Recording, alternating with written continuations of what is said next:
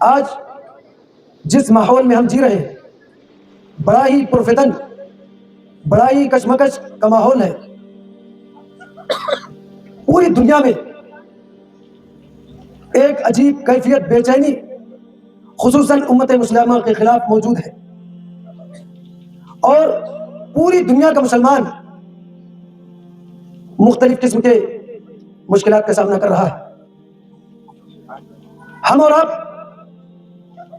اللہ رب العزت کی مدد کے منتظر ہیں. ہم جب سیرت کی کتابوں کا مطالعہ کرتے ہیں تو ہم سوچتے ہیں کہ وہ کون لوگ تھے جن کے لیے اللہ رب العزت نے آسمان سے فرشتے نازل کر دیے تھے. کیا ہم اسی اللہ کے بندے ہیں جس نے بدر کے موقع پر مسلمانوں کی مدد کی تھی جو 313 تھے 1000 کے مقابلے میں؟ کیا ہم اسی رسول کے امتی ہیں جس نے ہزاریں تکلیفیں برداشت کر کے لوگوں کو جوڑنے کا کام کیا تھا؟ آج ہماری صفوں میں انتشار، ناچاقی، نا اتفاقی اس درجہ سرایت کر چکی ہے کہ ایک ہی مدعے پر، ایک ہی بات پر ہم سبھی جمع ہوں گے لیکن ہماری ایک رائے نہیں ہو سکتی ہے. اور معلوم ہے اس کا انجام بھیانک کیا ہے کہ ہر ایک کا نمبر ہے. ایک گرفتار ہوتا ہے، ایک مارا جاتا ہے، ایک پر ظلم ہوتا ہے تو دوسرا خاموش رہتا ہے کہ چلو فلاں کے ساتھ یہ ہو رہا ہے، میرے ساتھ نہیں ہو رہا ہے. جبکہ اللہ رب العزت نے کیا کہا تھا؟ وَأَنْتُمُ الْأَعْلَوْنَ إِن كُنتُم مُؤْمِنِينَ، تم ہی سربلند رہو گے. شرط کیا ہے کہ تم مومن ہو، مسلمان ہو. تو کیا ہمیں اپنے ایمان کا جائزہ لینا چاہیے؟ اللہ رب العزت نے آج سے 1400 سال پہلے ہم کو، آپ کو، امت مسلمہ کو یہ پیغام دیا تھا کہ اگر دنیا کو اپنی قدموں میں گرانا ہے تو سب سے پہلے اپنی صفوں کے اندر اتحاد پیدا کرنا ہوگا. آپ دیکھ لیجئے، ہم نماز پڑھتے ہیں تو کسی امام وقت کے لیے نماز کا وقت تبدیل نہیں ہو سکتا. امام وقت کے لیے ایک ادنا سا امام، ادنا سا مصلی جو سب پہ کھڑا ہوتا ہے اس کے لیے جگہ خالی نہیں ہو سکتی. بلکہ اگر مصلی پر موجود پھٹا پرانا کپڑا پہننے والا انسان اگر تکبیر تحریمہ کہتا ہے تو بڑے سے بڑا آدمی اس کے پیچھے کھڑا ہو اس کو اس کے پیچھے چلنا پڑتا ہے. یہی نہیں، حج کے موقع کو لے لیجئے، کوئی اجمی، کوئی عربی، کوئی چھوٹا، کوئی بڑا، کسی کے لیے الگ سے کوئی نظام نہیں. رمضان المبارک کو لے لیجئے کہ یہ فلاں صاحب ہے، ارے یہ کسی گاؤں کے پردھان ہے، 5 منٹ پہلے روزہ کھول لیں. نہیں، جو سب کے لیے ہے وہ ان کے لیے نہیں ہے. اسلامی تعلیمات ہمیں اتحاد کا درس دیتی ہیں، لیکن ہم ہیں کہ ماننے کے لیے تیار نہیں ہیں. ہم فرقوں میں، جماعتوں میں، ٹکڑوں میں بٹ چکے ہیں. علامہ اقبال کے چند اشعار مجھے یاد آتے ہیں: منفعت ایک ہے اس قوم کی، نقصان بھی ایک. منفعت ایک ہے اس قوم کی، نقصان بھی ایک. ایک ہی اس کا نبی، ایمان بھی اللہ بھی ایک. کیا بڑی بات کی ہوتے جو مسلمان بھی ایک. فرقہ بندی ہے کہیں اور کہیں جاتے ہیں، کیا زمانے میں پرپنے کی یہی بات ہے؟ آپ دیکھیے آج مسلمانوں کے اوپر ظلم ہوتا ہے، ان کے خلاف مختلف قوانین پاس ہوتے ہیں تو سبھی مسلک کے علماء اپنی اپنی جھنڈیاں اٹھائے ہیں. کیا ابھی بھی ہماری صفوں میں اتحاد پیدا نہیں ہو سکتا؟ کیا اب بھی ہم سدھرنے والے نہیں ہیں؟ اللہ کی قسم، جب تک ہماری صفوں میں اتحاد پیدا نہیں ہوگا اسی طریقے سے جوتے ہم کھاتے رہیں گے. قیامت کی صبح تک ہم کو جوتوں کا سامنا کرنا پڑے گا. اور جس دن ہماری صفوں میں اتحاد پیدا ہوگا تو اللہ کی قسم، جس طریقے سے اللہ رب العزت نے 313 کی مدد کی تھی غزوہ بدر میں، اسی طریقے سے ہمارے اور آپ کے لیے بھی اللہ تعالیٰ فرشتے بھیج دے گا. لیکن جو ہمارے دلوں کے اندر نفرتیں ہیں، کدورتیں ہیں، دوریاں ہیں، تفریق ہے، چاہے مذہب کے نام پہ ہو، مذہب کے نام پہ ہو، ذات برادری کے نام پہ ہو، نسل کے نام پر ہو، سفید اور کالے اور گورے کے نام پر ہو، جب تک یہ دور نہیں ہوگا اللہ کی قسم ہم کو کامیابی نہیں مل سکتی. اللہ رب العزت نے فرمایا وَآتِيُوا اللَّهَ وَرَسُولَهُ وَلَا تَنَازَعُوا فَتَفْشَلُوا وَتَذْهَبَ رِيحُكُمْ وَاصْبِرُوا إِنَّ اللَّهَ مَعَ الصَّابِرِينَ.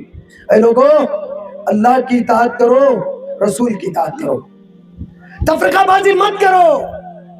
فتفشلوا وتذهب ريحكم، ارے ٹکڑوں ٹکڑوں میں بٹو گے، فرقوں فرقوں میں بٹو گے، ٹولیوں ٹولیوں میں بٹو گے تو بکھر جاؤ گے، تمہاری ہوا اکھڑ جائے گی۔ وَاصْبِرُوا، معاملات ہو، پریشانیاں ہو، پیچیدگی ہو، صبر کرو، حل کرنے کی کوشش کرو۔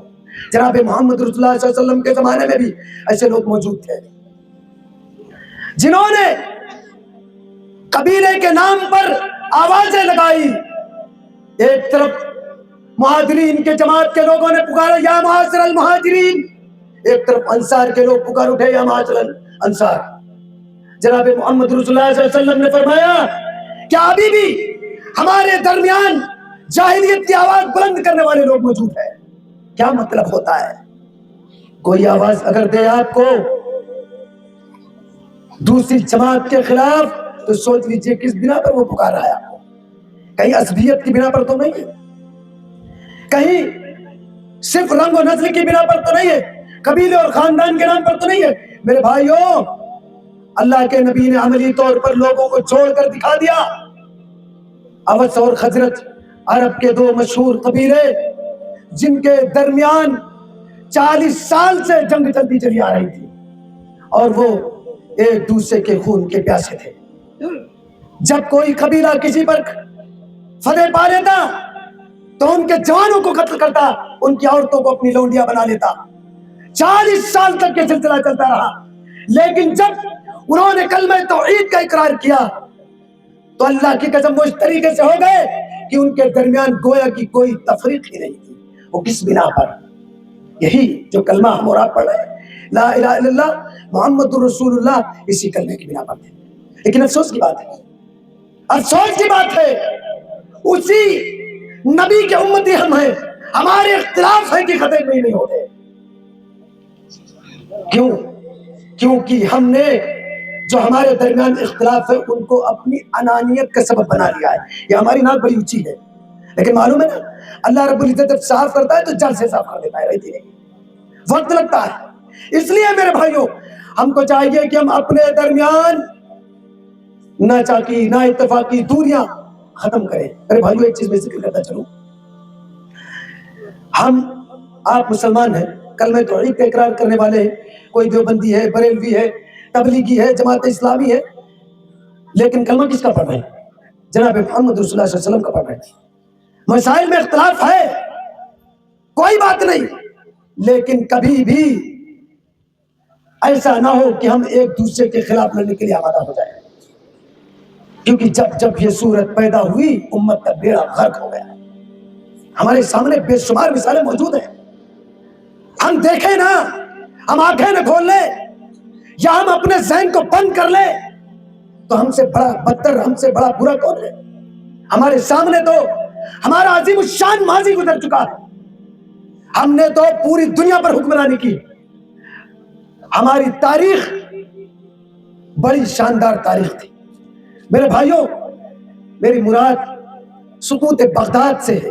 ایک زمانہ تھا کوئی بھی غیر مسلم، کوئی بھی کسی بھی مذہب کا ماننے والا ہوتا، اگر وہ علم حاصل کرنا چاہتا تو بغداد کا رخ کرنا پڑتا تھا، بغداد جاتا۔ آج جس طریقے سے لوگ انگلش کے پیچھے پڑے ہوئے انگلش میں علوم حاصل کر رہے ہیں، عربی پڑھنے کی ضرورت پڑتی تھی، لوگ اپنی علمی پیاس بجھانے کے لیے بغداد کا رخ کرتے تھے۔ لیکن میرے بھائیوں، معلوم ہے کیا ہوا؟ بغداد میں دو فرقوں کے درمیان مناظرہ چل رہا تھا، مختلف مسائل، معمولی چیزوں کے اوپر ان کے درمیان مناظرہ چل رہا تھا، اور ایک طرف تاتاری ان کے سر پہ کھڑا تھا۔ کیا ہوا؟ بڑی لمبی تاریخ ہے، کبھی پڑھیے گا، دیکھیے گا۔ تاتاریوں نے جو اس وقت کا سب سے متمدن شہر تھا، سب سے زیادہ ترقی یافتہ، تعلیم یافتہ شہر تھا، اس کو کھنڈرات میں تبدیل کر دیا۔ وہاں کے لوگ، ان کی ایسی کٹائی کی ان لوگوں نے کہ انہوں نے مسلمانوں کی لاشوں کو کاٹ کر ان کے سروں کی میناریں بنا دی۔ 7 دن تک دریائے دجلہ کا پانی سرخ بہتا رہا۔ اس کے بعد جب ان کو جلایا اور خاکستر کیا تو 7 دن تک اس کا پانی کالا بہتا رہا۔ یہ کس لیے تھا میرے بھائی؟ صرف اسی لیے کہ کہ ہم فرقہ بندی میں بٹے ہوئے تھے. جناب محمد رسول اللہ صلی اللہ علیہ وسلم نے فرمایا، حضرت ارفجا کی روایت ہے، کہتے ہیں نبی کریم صلی اللہ علیہ وسلم سے میں نے سنا کہ میری امت میں حنات ہوں گی، یعنی بہت زیادہ فتنے ہوں گے، بہت زیادہ فتنے ہوں گے، طرح طرح کے فتنے پنپنے لگیں گے. اور جناب محمد رسول اللہ صلی اللہ علیہ وسلم نے فرمایا کہ میری امت جب کسی چیز کے اوپر متفق ہو اور کوئی بندہ ایسا کھڑا ہو جائے جو ان کے درمیان تفریق پیدا کرنے والا، فَاضْرِبُوا بِالسَّيْفِ من کان کائنا، کوئی بھی شخص ہو، یعنی امت مسلمہ کے درمیان اگر کوئی آدمی تفریق کرنے کے لیے کھڑا ہو تو اس کو قتل کر دینا. کتنی بڑی بات جناب محمد صلی اللہ علیہ وسلم نے کہی، اور یہ کوئی موضوع ہے، ضعیف روایت نہیں، صحیح مسلم کی حدیث ہے. نبی کریم صلی اللہ علیہ وسلم نے کیا کہا کہ امت اگر کسی مسئلے پر متفق ہو اور کوئی اس میں تفریق پیدا کرے، فساد پیدا کرے، بگاڑ پیدا کرے تو اس کو تلوار سے قتل کر دینا. بہت بڑی بات کہی. کس لیے؟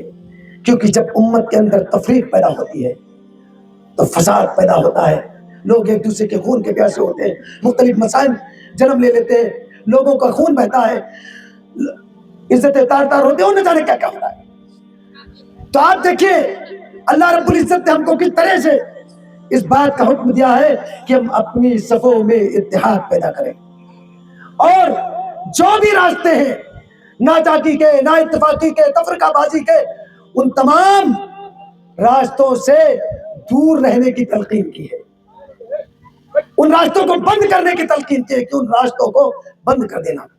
اللہ رب العزت نے ہم کو خیر امت بنایا ہے، اشرف المخلوقات بنایا ہے، ہم کو دونوں جہان کے لوگوں پر فضیلت بخشی ہے، لیکن ہماری حیثیت کتنی بدترین ہو چکی ہے. ہم کو اتحاد کا درس شہد کی مکھیوں سے لینا چاہیے. آج امت کی کیا حال ہے، مختلف مسائل کا شکار ہے، کوئی بھی ہمارے اوپر ظلم کر کے چلا جاتا ہے، لیکن ذرا شہد کی مکھی جو ہوتی ہے اس کے چھتے میں ایک بار پتھر مار کے دیکھ لیں کیا اس کی حالت ہو. میرے بھائیو کس لیے؟ کیونکہ جو اس کی رانی ہوتی ہے، جو وہ حکم دیتی ہے، جو مختلف محکمے ہیں اس میں، اور جو دفاع کا جو ان کا محکمہ ہوتا ہے، وہ فوراً ہی اٹیک کرنے والے کو حملہ کر دیتے ہیں، پھر وہ سب اپنا کام کرتے ہیں. ہم اتنے کہیں گزرے. اللہ رب العزت نے اتحاد کے سبق میں سورۃ النحل پوری سورہ نازل کرتی ہے میرے بھائیوں، لیکن افسوس کی بات ہے کیوں ہم غور ہی نہیں کر رہے ہیں.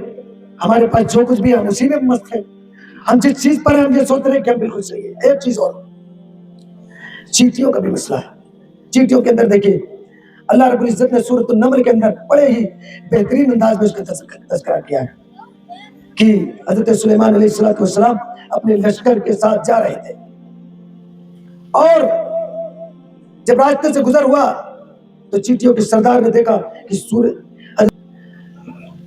جو ناچاکی کے جو اسباب ہوتے ہیں، بعض مسائل فقہی ہیں، جیسے کوئی مسئلہ ہے، کسی کو کوئی حدیث ملی، کوئی اس سے مخالف مفہوم سمجھ رہا ہے، لیکن اگر دلیل ہے تو اس کو شرعی طور پر معذور سمجھ کر اس کو بخش دے. ایسا نہ ہو کہ ہاتھ پہ توڑ کے پیچھے پڑ جائے. آج تو مسلمان کی کنڈیشن ہے کہ بعض بیچارے تکفیر پہ آمادہ ہوتے ہیں کہ فلاں فرقہ کافر ہے، اس کے یہاں کھانا پینا حرام، یہ حرام، نہ جانے کیا کیا. اگر کسی کے پاس دلیل موجود ہے تو شرعی طور پر معذور سمجھے کہ بھائی اس کے پاس بھی دلیل ہے. غلط لگتا ہے تو پیار سے محبت سے سمجھائیے. بھائی اللہ تعالیٰ نے آپ کو لاٹھی لے کر نہیں بھیجا ہے کہ مسئلے مسائل لاٹھی کے ضرور کو سمجھاتے رہو. دلیل سے سمجھائیے، بحث و مباحثہ کریے، لیکن نفرتیں مت پالیے. دوسری چیز کیا ہوتی ہے، دوسرا جو تفرقہ بازی کا سبب ہوتا ہے وہ برادری واد کی وجہ سے ہوتا ہے کہ یہ میری برادری کا آدمی ہے. میرے بھائیو اللہ رب العزت نے کہا کہ ان اکرمکم عند اللہ اتقاکم، اللہ کے نزدیک محترم وہ ہے جو اللہ کے نزدیک زیادہ تقوی اختیار کرنے والا ہے، اللہ کا خوف رکھنے والا ہے. اگر دو لوگ لڑائی جھگڑا کریں، ایک کسی برادری سے تعلق رکھتا ہو، کسی برادری سے تعلق رکھتا ہو، تو جو ان برادریوں کے سروے سروا ہو ان کو چاہیے کہ پہلے مسئلے کو سمجھے کہ صورتحال کیا ہے. آج ہوتا کیا ہے، لوگ آج دن سمیٹ لیتے ہیں، بس وہ میرے فرقے کا آدمی ہو، میری جماعت کا آدمی. یہ سب چیزیں ہیں، یا کبھی نسل کی بات ہوتی ہے، ان پر غور کرنے کی بات ہے. اور میرے بھائیوں آج جس کنڈیشن میں ہندوستان کا مسلمان ہے، تو میں تو کہتا ہوں کہ غیر مسلمین کو بھی اپنے ساتھ لے کر چلنے کی ضرورت ہے. بھائی کوئی اپنے مندر میں گھنٹی بجا رہا ہے وہ خوش رہے، ہم اپنی مسجد میں خوش ہیں. ہم ان کے معاملات میں دخل نہ کریں، وہ ہمارے معاملات میں دخل نہ کریں. اسی میں ہمارے لیے آپ کے لیے بھلائی ہے. اور جو ہمارے دیگر مسلمان بھائی ہیں ان کو تو اور چاہیے کہ ایک دوسرے سے پیار محبت کے ساتھ پیش آئے. ابھی کچھ سالوں سے پہلے تو یہ حالت تھی کہ بعض مساجد کے لوگ بعض دوسرے مساجد کی مسجدوں کو گروا دیتے تھے. بہت سارے حیدرآباد سائڈ میں اس ٹائپ کے واقعات ہوئے اس بنا پہ کہ بھائی وہ ہمارے مسلک کے ماننے والا نہیں تھا. اچھا ٹھیک ہے، اس نے آپ کی مسلک کی مسجد گروا دی کہ وہ آپ کے مسلک کا ماننے والا آدمی نہیں تھا. اب اگر کوئی غیر مسلم کوئی مسجد چھین لیتا ہے تو تکلیف کیوں ہونا چاہیے؟ نہیں ہونا چاہیے. نہیں بھائی، ہم نے کلمہ توحید پڑھا اور دوسرا آدمی کلمہ توحید کا بھی اقرار کرنے والا ہے، ہمارے نظریات کا حامل نہیں ہے، وہ دوسرے مسلک سے تعلق رکھتا ہے، بھائی ہے تو ہمارا مسلمان بھائی، تو اس کا بھی احترام ہو، اس کی مسجد کا بھی احترام ہو. کیوں؟ مسجد تو سبھی اللہ کا گھر ہوتے ہیں. تو اس لیے میرے بھائیوں، آپ اسی اختلاف کو ختم کریے، کسی ٹائپ کے ہو کوشش کریے. اللہ رب العزت، ارے بہت ساری 20 منٹ کا وقت تھا، کیا کیا میں بتلاتا. باقاعدہ اللہ رب العزت نے صلح کرانے والوں کے لیے خوشخبری سنائی ہے کہ جو لوگ صلح کرانے والے ہوں. آپ یہ دیکھیں اسلامی تاریخ میں حضرت امیر معاویہ اور حضرت علی کے درمیان جو جنگ چلی وہ بھی کسی غلط نظریے سے نہیں چلی، ان کا نظریہ بھی صلح کا نظریہ تھا. کچھ غلط فہمیاں تھیں لیکن میرے بھائیوں ضرور دیکھیں ان کے ہاں بھی احترام سبھی کا برابر باقی تھا. ایسا نہیں تھا ان کے درمیان جب جنگ ہوتی ختم ہوتے تو سبھی لوگ ایک دوسرے کے جنازے میں شریک ہوتے. یہ کیفیت تھی. کیوں؟ کیونکہ ان کو معلوم تھا کہ یہ حق پر ہے. اس لیے میرے بھائیوں ہم کو چاہیے کہ معافی ناچاکی اتفاقی کسی بھی ٹائپ کی ہو، کسی بھی گاؤں میں ہو، جماعت میں ہو، مسلمانوں کے درمیان ہو، دو گروہوں کے درمیان اس کو ختم کریں. کیونکہ ناچاکی اتفاقی معاشرے کے لیے، ملک کے لیے، جماعت کے لیے تباہی کا سب سے بڑا سبب ہوتا ہے. آخر میں اللہ تعالیٰ سے دعا کروں بار الہ ہم تمام لوگوں کو کتاب سنت کی تربیت گزارنے کی توفیق عطا فرما. آمین یا رب العالمین. ہم گنہگار ہیں، خطا کار، ہمارے گناہوں کو معاف فرما دے. آمین یا رب العالمین. ہمارے درمیان جو ناچاکی اتفاقی جن کے بھی درمیان ہے، ہمارے جو بھی مسلمان بھائیوں کسی ٹائپ کا اختلاف ہو، اللہ اس کو ہمیں ختم کرنے کی توفیق عطا فرما. آمین. الحمدللہ رب العالمین. صلی اللہ علیہ وسلم.